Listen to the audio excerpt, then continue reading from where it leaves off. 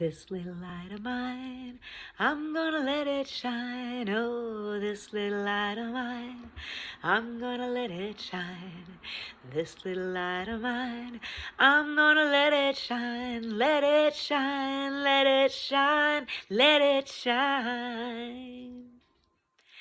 Hi, I'm Molly Lannon Kenney, and I am a Mexico-based yoga teacher.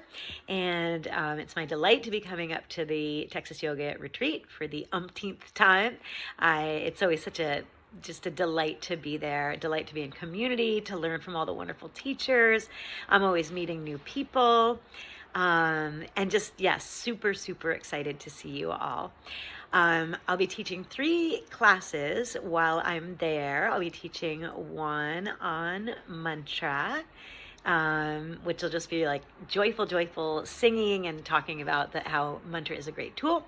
I'll be teaching one on the chakra system, making it really easy and accessible and a great way to use for your own healing and to teach your students. And then I'll also be talking about the holy state of grief. So I hope you can join me for one of them or all of them. There's a few things that I wanted to share with you about my practice and my journey that I thought might be helpful. So one of the questions that we were asked is, what is something in our yoga practice that has helped us to overcome something difficult? And what I can tell you, especially around the holy state of grief, is that I have been a multiply catastrophically bereaved person, having lost 3 of my immediate family members, and not even my parents, but younger people that we didn't expect. And there were many times through that I just felt like I just didn't know how to go on, and I didn't know how to find joy again or how to recalibrate my life. And in that case, I would say that it never occurred to me to like do yoga asana, like somehow that was going to help me. But what did, and it could help some people.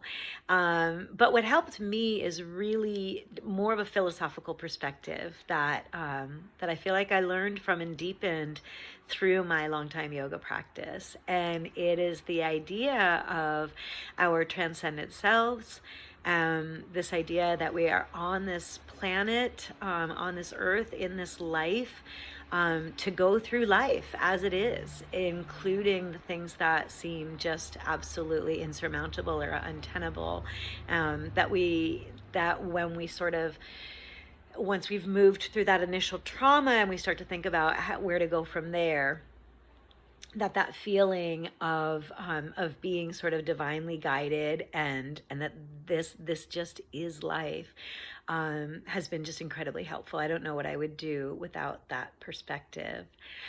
We're also asked to talk just a little bit about our personal yoga practice and how it's evolved, perhaps. And I guess one thing that's fun for me right now to share is that in the beginning, I was like this kooky Ashtangi, I lived Ashtanga yoga. And I did that for years and years and years, and eventually got really burnt out on it for a variety of reasons, moved much more into philosophy and interfaith teaching. I would do some yoga asana, just like to stretch, but I liked more to do meditation and chanting. But then this summer, I just found, I'm here visiting Berkeley, California for the summer, and I found an Ashtanga yoga studio, and I've been going 3 days a week, and it is so cool to go back to that practice that when I did it, I was so much younger, and it was so intense, and I was participating, I was part of that, and then to be able to experience it again in just this very sweet, easeful way. So I guess those are the things I would want to share more than anything. And then maybe I guess the last thing, I hope this is allowed, is something that's also been really helpful to me that I know is not something everybody can do. I totally get that. But spending time in India has been hugely transformative. And so I actually go and lead a group every 2 years, and I've got one coming up, March 2026.